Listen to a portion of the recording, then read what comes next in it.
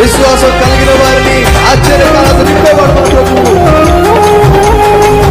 నమ్మకస్తులైన ప్రభువుని కొలుస్తూ అందరం కలిసి నమ్మదగిన వారిని కీర్తిద్దాం. నంతలోనే నేను స్వస్థపడితేనమ్మా, చెంగు ముట్టినంతలోనే నేను స్వస్థపడితేనయ్యా. అంతలోనే యేసు ప్రభు మా ఊరు వచ్చాడమ్మా, యేసు ప్రభు మా ఊరు వచ్చాడయ్యా.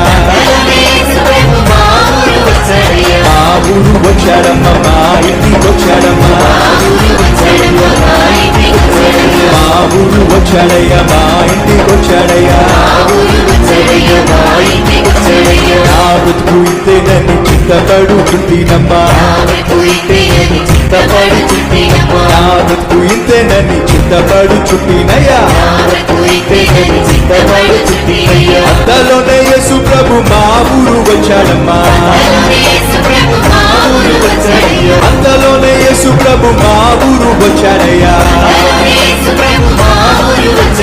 మా ఊరు వచ్చాడమ్మా, మా ఇంటికి వచ్చాడమ్మా, మా ఊరు వచ్చాడయ్యా, మా ఇంటికి వచ్చాడయ్యా. మా ఊరు వచ్చాడమ్మా, మా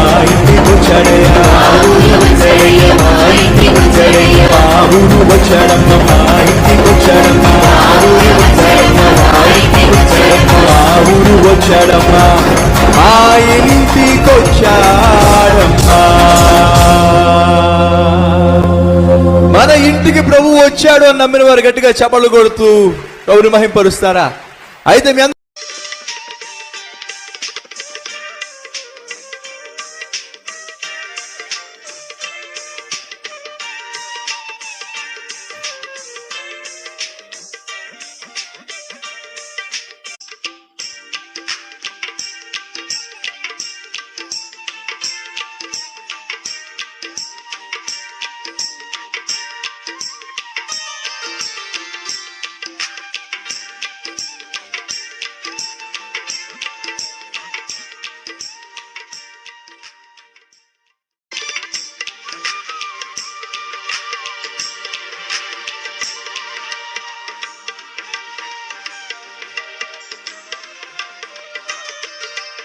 గవర్నమెంట్ జాబ్ కదా ప్రభువా, దీన్ని విడిచిపెట్టి ఎలా వెళ్ళమంటావు ప్రభు? రిటైర్ అయిపోయిన తర్వాత వెళ్తాను ప్రభువా. మనలో కొంతమంది అలాంటి వాళ్ళు ఉంటారు. రిటైర్డ్ అయిపోయిన తర్వాత అప్పుడు నేను సేవకి వెళ్తాను ప్రభువా, సేవ చేస్తాను ప్రభువా అనలేదండి. ప్రభువా నా ఉద్యోగం చాలా ఇంపార్టెంట్ కదా ప్రభువా, రాజుకు నేనంటే చాలా నమ్మకం కదా ప్రభువా, వెరీ వెరీ ఇంపార్టెంట్ పోస్ట్ కదా ప్రభువా.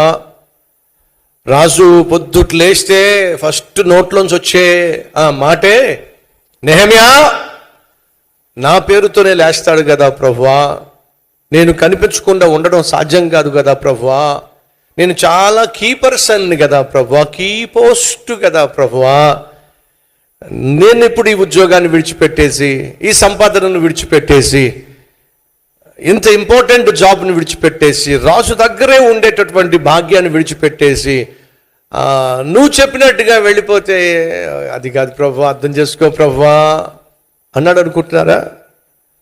ఒకవేళ దేవుడు నిన్నే కానీ పిలిచినట్లయితే, రా నీ పట్ల నాకు ఒక ఉద్దేశం ఉంది, నా కోసం నువ్వు జీవించాలి, నువ్వు ఉద్ధరించాల్సింది ఉంది,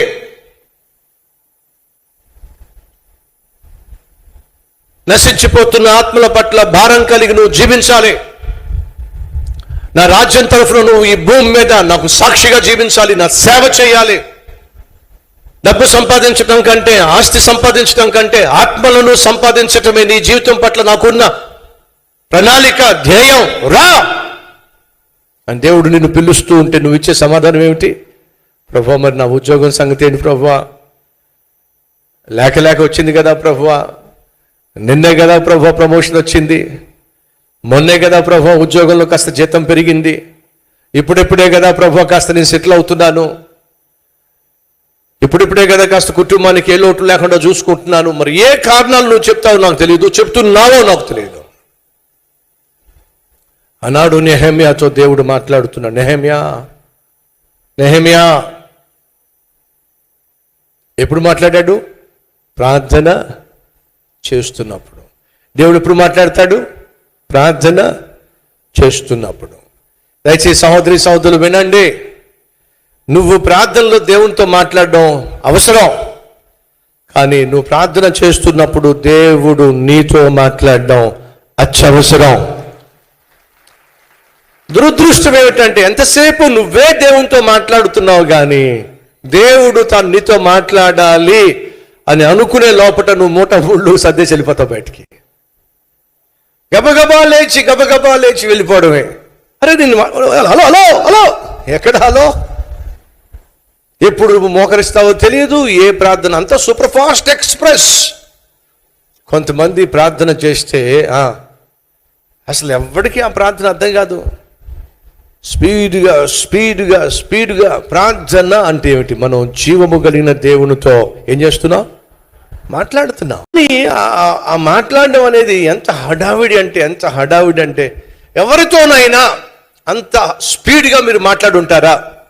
భూమి మీద ఎవరితోనూ అంత స్పీడ్గా మాట్లాడరు. కానీ దేవుని దగ్గరకు వచ్చేసరికి మాత్రం ఏంటది? ఏంటా స్పీడ్? ఎందుకు? ప్రభువా స్పీడు. ఎందుకు అంత స్పీడు? దేవుని దగ్గరకు వచ్చినప్పుడు మర్చిపోకండి, జీవము కలిగిన దేవుని దగ్గరకు వచ్చావు. ప్రపంచాన్నే పరిపాలించే దేవుని ఎదుటకు వచ్చావు. ప్రశాంతంగా కూర్చో, ప్రశాంతంగా మోకరించు, ప్రశాంతంగా మాట్లాడు. ఏమిటి హడావుడు? ఏమిటి? ఎందుకు తందురా? ప్రభు నాకు టైం లేదు. ప్రభా నీకు టైం లేదా? కానీ ఆయన మాత్రం ప్రపంచాన్ని పరిపాలించే ఆయన మాత్రం నీకు టైం ఇవ్వాలా? ఎంత దారుణం అండి ఇది. ఒకసారి ఆలోచించండి.